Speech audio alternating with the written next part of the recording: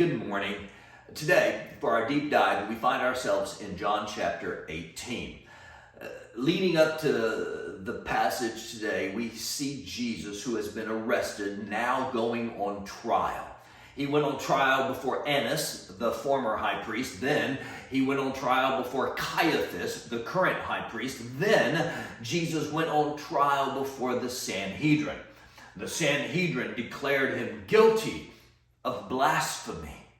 And so they took Jesus to Pilate. And now this is the fourth trial of the night.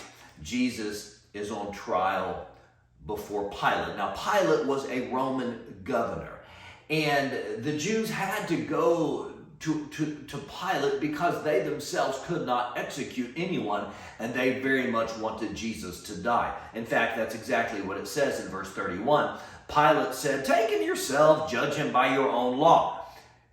But they said, "We have no right to execute anyone." That's true. That's why they sent Jesus to Pilate. But they knew if they told Pilate he was guilty of blasphemy, Pilate would have laughed them out of his office. So they needed to come up with something that would seem credible to a Roman governor. We hear Pilate in verse 33 ask Jesus, "Are you the king of the Jews?" If you read that in the Greek, the word "you" is emphatic. Basically, Pilate said, "You? Are you the king of the Jews? If you are a king, where's your army? Where are your followers? Where is your throne? You don't look like much of a king to me." And Jesus' reply in verse 34 seems interesting. He said, "Is this your own idea? Or did others talk to you about me?" Well, why did Jesus ask that question? Well, the missing part of this story, as Jesus goes on trial before Pilate, can be found in Luke chapter 23. Luke 23 tells us that when Jesus went before Pilate, the Jews said to Pilate, Jesus tells people not to pay taxes to Rome. Well, that was a lie. Jesus had always told people to pay their taxes. Remember, Jesus said, "Render to Caesar what is Caesar's, and to God what is God's." The Jews also told Pilate that Jesus claimed to be king. And so this is why Pilate asks the question. If Jesus really is the king of the Jews, maybe he might be a threat to Rome.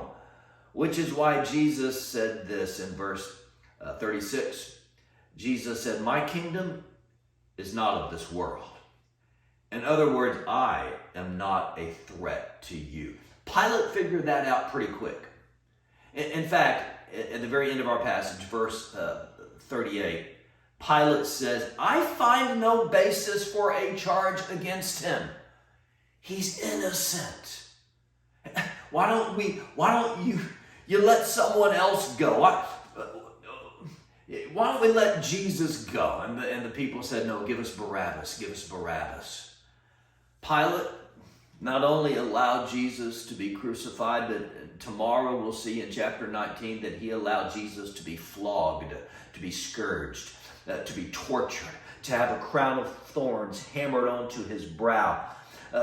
Pilate might have been the governor of Judea, but that was not his ultimate goal. He was hoping one day for a promotion that would get him out of Israel, and he would not do anything to jeopardize his career. And so even though he knew Jesus was innocent, he allowed them to torture him. And tomorrow when we look in chapter 19, I can't read that chapter without tears in my eyes.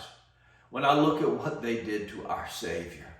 It's remarkable that our study through the Gospel of John this week, Holy Week, is taking us through chapter 19. And on Friday, we will see Jesus crucified and put in a tomb.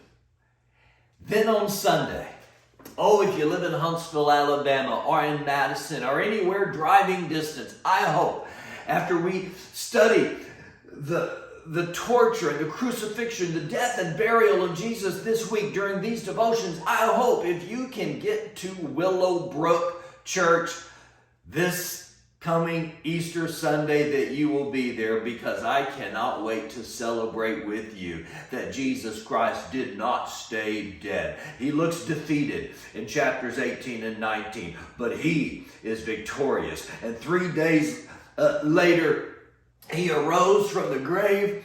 The tomb is empty, and because it is, our hearts can be full. Join me on Easter as we celebrate the greatest news ever told, that Jesus Christ is alive. I hope you have a great day, and we'll see you again tomorrow morning.